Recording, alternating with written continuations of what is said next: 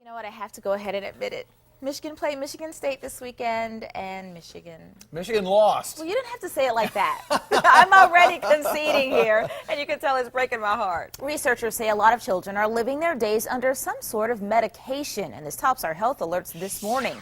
Well, Donna, Jackie, when people see this type of destruction, I mean, here you have a tree actually leaning into a house, many may automatically assume that FEMA will cover the cost of any repairs. But that is not necessarily the case. Another upset was the U.S. Senate race in North Carolina. Democrat Kay Hagan beat Republican incumbent Elizabeth Dole. Let's check out the numbers. We realized that it was thick black smoke coming from a fire about halfway down the block. And when it comes to the sidewalks, this is what officials are afraid of, that kids will trip over this kind of debris because at night, they just won't be able to see it. Reporters, we face a lot of criticism and sometimes an occasional altercation, but usually not at the White House.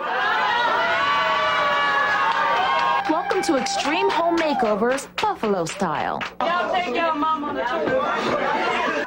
Carlotta returned home from the hospital to find her East Ferry home completely done over, thanks to a group of volunteers who have made it a mission to revamp the homes of struggling single mothers. But the Angel Ministries says this mission was more of a labor of friendship for a woman who spent 2 weeks in the hospital for kidney surgery.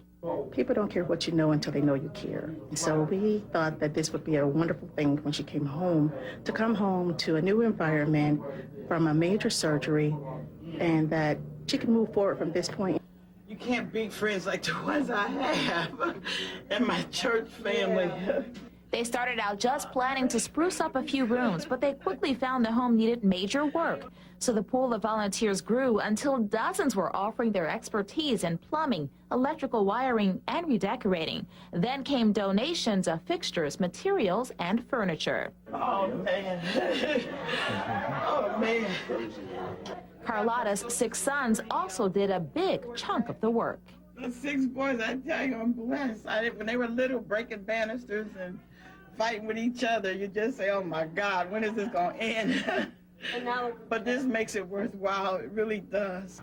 It really, it just shows how much my mother has touched other people, because they wouldn't want to do it if they didn't know her or if they didn't think, anything good of her. Are you surprised? Yes, I'm very surprised.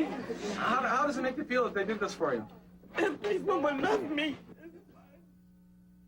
Identity theft can start right in the glove box of your car. You got your name already right here just by looking at a service card from the dealership. News 4 teamed up with the Erie County Sheriff's Department and the Department of Motor Vehicles to find out how much personal information we're revealing based on what we store in our vehicles. Registration oftentimes in there, insurance card which tells who you are, where you live. That's because they list your name and address. Now, for most identity thieves, that's not enough to steal your life, but it's certainly a good starting point.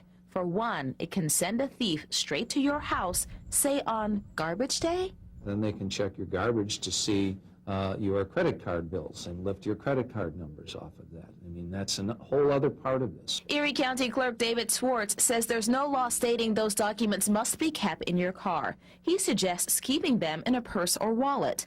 The key then becomes not leaving your purse or wallet in the vehicle, or your checkbook, as in the case of Liz Risen, who volunteered to let us search her vehicle. Now they know where you bank, they know how much money you have available, they got information off the check, and the checks themselves. That's not all Lieutenant Ron Kenyon found in Liz's car.